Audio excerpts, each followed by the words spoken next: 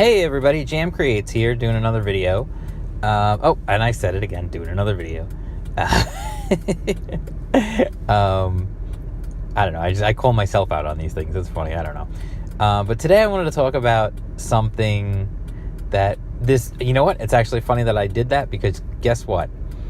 If this video had what comic books should have, that would not be there. I would have just cut that part out, because it's something called editing. Now, comic books, so this gets me, I'm just jumping right into it. So this gets me right into it. Comic books have editors. It's right there. You see it on the credit page. Like, you see the penciler, the inker, the colorist, the letterer, and you see editor. Especially on the big two, you always see the editors, you see the editor-in-chief's name, you see the editor who supposedly edited that particular issue of whatever book it is that you're reading. Now,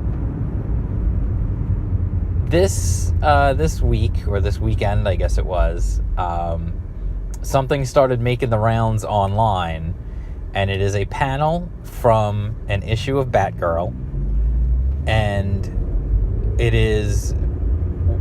it might be the worst panel I've ever seen in a comic book. Now, generally I don't like to criticize artists, because listen, everybody needs to improve. Am I a perfect artist? Of course not. You can see that when you see my work that I share online, and that's why I share my work online, is because some of it's good, some of it needs some improvement. And the only way to get better is to just keep working at it and to pay attention when people give you constructive criticism. But there are so many things wrong with that panel, and the fact that that panel appeared in a professional comic book, it appeared in a real published comic book, published by DC Comics, no less. You know what, if you told me that panel, and I'm going to make the screen for this video will be that panel, so you can see what I'm talking about. I'll pull the picture and I'll put it up here so you can see it. It is absolutely ludicrous. Like, if you told me that this got through from a web comic, all right, fine. That's somebody who's most likely working for nothing. Makes sense, that's fine. If you told me this got through on someone was doing a 24-hour comic book challenge where they had to make a comic in 24 hours, and then it got through on that because they were just rushing to get it done and they didn't have time to fix it, all right, okay, I could see that. But the fact that this gets through on a monthly book that is coming out from DC Comics, a huge company owned by Warner Brothers, they've got tons of money, there's lots of people working there, and somehow this panel got through, is absolutely insane to me. Like, I'm okay with, it's funny, because if you look at the panel, I'm not looking at it right now, but it is seared in my brain. So the first thing I just want to say is I literally took I took that picture, I took the panel and I showed it to my wife, and I said, just look at this. And immediately she saw the bathtub blocking the bathroom door. The gift of this panel, though, is the more you look, the more things you see wrong. It's truly, actually, it's quite an achievement. Because every time you look at it, you see something else wrong. It's like one of those, like, look and find books where you try to find, or like they put the two pictures next to each other and you spot the differences. But, like, it's incredible how many things are wrong in one panel. Like, it probably could set the Guinness World Record for the most things wrong in the single panel of a comic book ever. It is that bad. Now, the blatantly obvious one, of course, is the bathtub is blocking the door. Now, listen, I've been in some crappy apartments in New York City, in Queens, and I've been around. I've been to some places, and I've been to some really crummy-looking apartments and some cruddy apartments and some tiny little apartments and things in different places. And I've seen some interesting setups for bathrooms and things like that. And when you're cramped and you're working with very little space, like, I get it. Like, I've seen some odd stuff. never in my life have I seen a bathtub that extends beyond the bathroom door. That is truly some next level, just screwing things up. Now, I looked at that, and honestly, what I started to look at when I started putting all those things together, it kind of almost seemed to me like someone didn't actually draw that page. Now, hear me out. What I mean by that is, I think they drew elements of that page. I think maybe they drew the wall, the door. They obviously drew Batgirl because her leg is bent backwards, like she's like some kind of weird ostrich woman. But what I really think happened as far as like the tub and the toilet are the ones that I'm really thinking this about. And maybe even the walls. Maybe they didn't draw the walls. It looks like they grabbed an image of a bathtub and a toilet, because the toilet, the perspective on the toilet is off. It doesn't match the perspective on the room. But I could even live with that. Like, honestly, I'm not a stickler for like perfect perspective. I don't mind if you cheat your perspective as long as it looks cool. Like, to me, the bottom line is a comic book just has to look cool. You're not drawing blueprints. You know what I mean? It just has to look cool. But at the same time, I mean, this is just ridiculous when you see what this whole panel is. So what I was thinking was, the way it looks like to me, it looks like they had the room and it was empty. And then they went into Photoshop and they grabbed an image of a bathtub, either from a different comic book, or they just drew it as a separate element, or they grabbed it from somewhere. And because it was a two-dimensional image, they couldn't rotate it around or manipulate it in any real way other than to just slap it up against the wall. Now, they already had the other wall where the sink is and where Batgirl is standing, so you couldn't slide it further to the right, because then that would mean the tub was going into the wall. Which you could almost explain away of saying, oh, well, no, it's just a funky shape to the bathroom, and there's like a little cutout, an alcove where the tub continues on, and on the other side of that there's like a closet or something, and so that's why that makes sense. And you could kind of just explain that away, and then it wouldn't be blocking the door. But they didn't do that. Instead of doing that, they just literally plopped it down in front of the door, and I guess hoped that no one would notice. But it really does. It looks like the tub, if you look at the tub and you look at the toilet, they look like they were taken from something else and just plopped in there using Photoshop.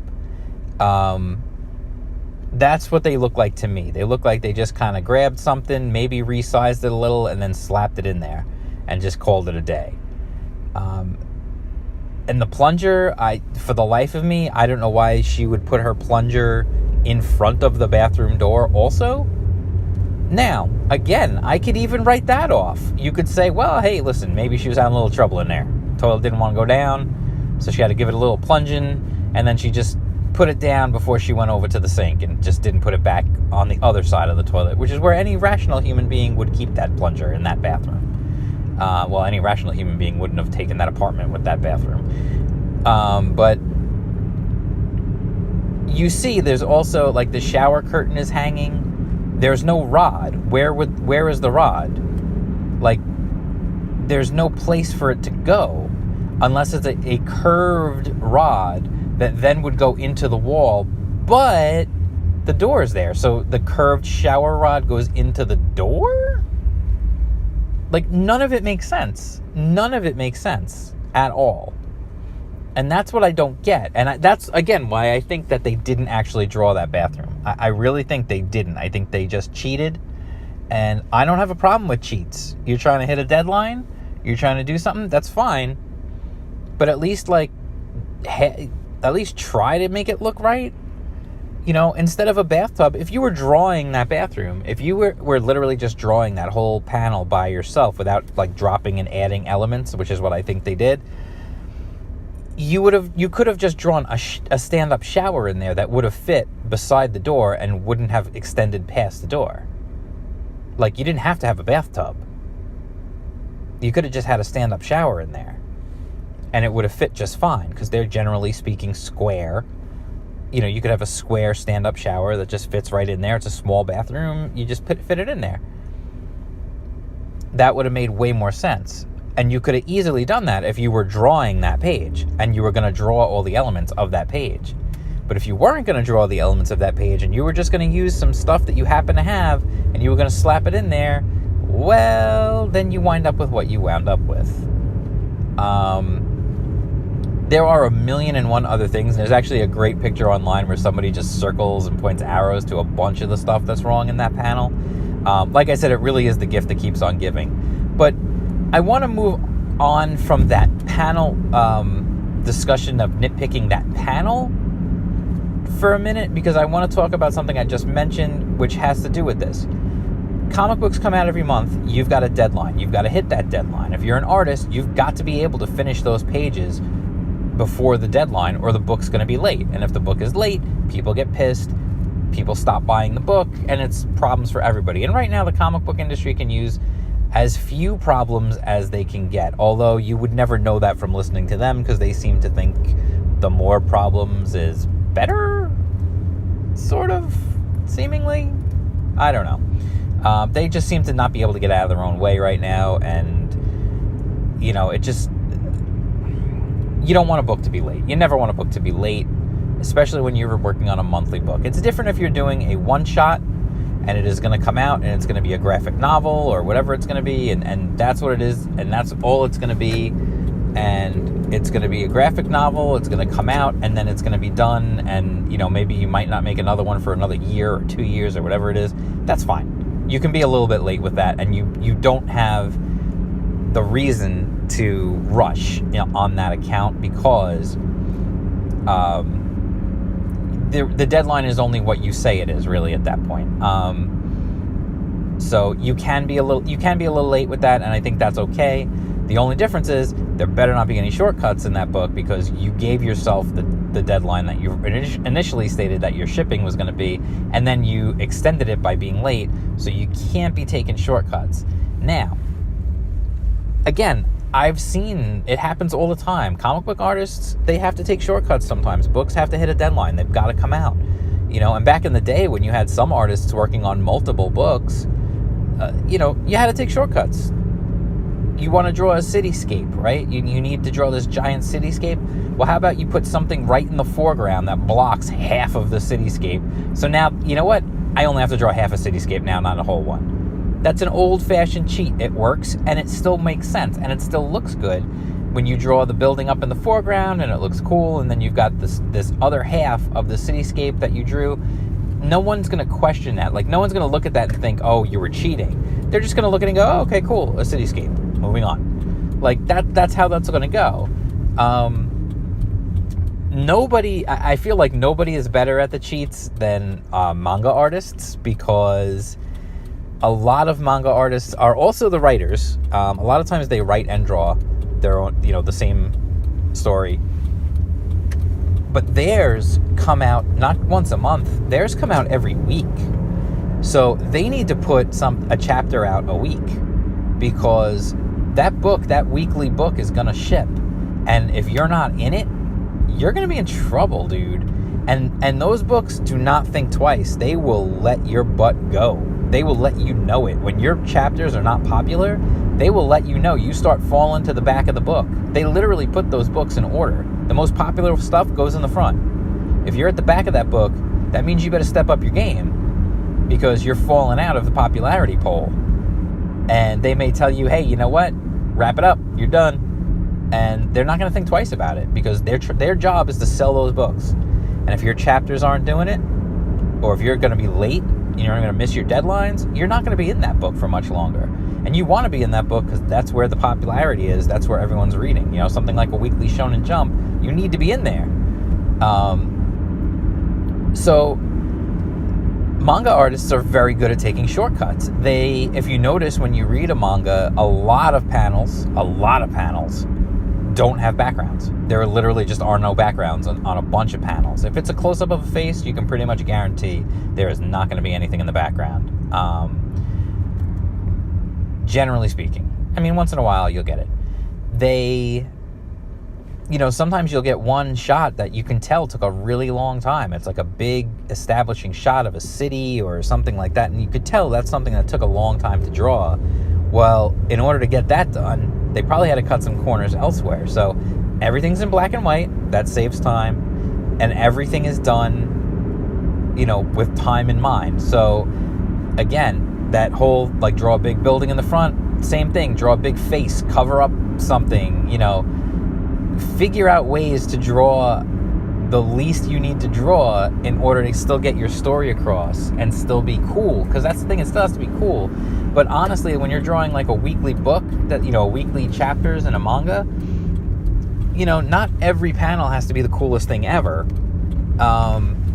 And so you'll get, sometimes you will literally get panels in a manga that are nothing but word balloons. It's just a panel with word balloons. There's no art. It might be all white, it might be all black, but that's it. There's just word balloons on that panel, and that's it. But you know what? You don't even really care because you're just reading the story and you're going through it. In manga, you fly through. Manga is generally a fast read because it's usually action stories. It's, action adventure stories. So they tend to be fairly quick reads, and, you get through them pretty quickly. And at that point, honestly, whatever they need to do to get their story told and to get it done every week, I honor the cheats. I think the cheats are fun. I like to see how people can work within limitations. I mean, when you look at something like, and it's the same for everything, whether it's technical limitations, time limitations, whatever it may be. You look at something like, old Nintendo games, they were working on some strict technical limitations. So you get things like the clouds in Super Mario Brothers are the bushes. They're just palette swapped with white instead of green. And it's the exact same thing. It's the clouds and the bushes are exactly the same. The only difference is one's white and one's green. It's things like that. It's technical limitations. It's time limitations that can really spur inventiveness and cheats. And sometimes cheats are fine and they work if you do them right. But you can't just do a cheat and also not care about trying to hide the fact that you're doing a cheat. And that's what this looks like to me. This looks like they cheated and just didn't give a crap if anybody noticed. And, well, people noticed. So, anyway, tell me what you think about, cheats in comics, if it annoys you, if it bothers you, or if you think it's okay because you understand the time frame. Talking about monthlies or weeklies, things like that. Graphic novels are a whole different story. If I see a lot of cheats in a graphic novel, I'd be pretty upset because theoretically you had more time to work on that. You weren't under as strict of a deadline. So let me know what you think. Let me know what you think of this video. Let me know what you think of that atrocious panel with Batgirl. Was she nursing a broken leg and then, the toilet got clogged and she was just having the worst day ever? And, or what was the deal there? Did she get a really good deal on that apartment because the tub blocks the door?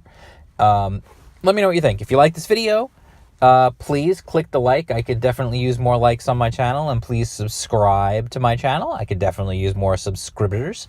Gonna have a bunch more videos coming, of course.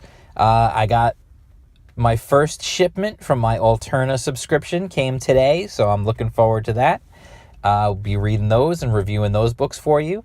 I'm going to do another JM Comics Classics. I've got the one in mind that I want to do, and I'll be hitting that off pretty soon too. Maybe I'll even throw out a review of My Hero Academia, because I've been binging the hell out of that on my Shonen Jump app, because I'm really enjoying it. So spoiler review, it's going to be a good review.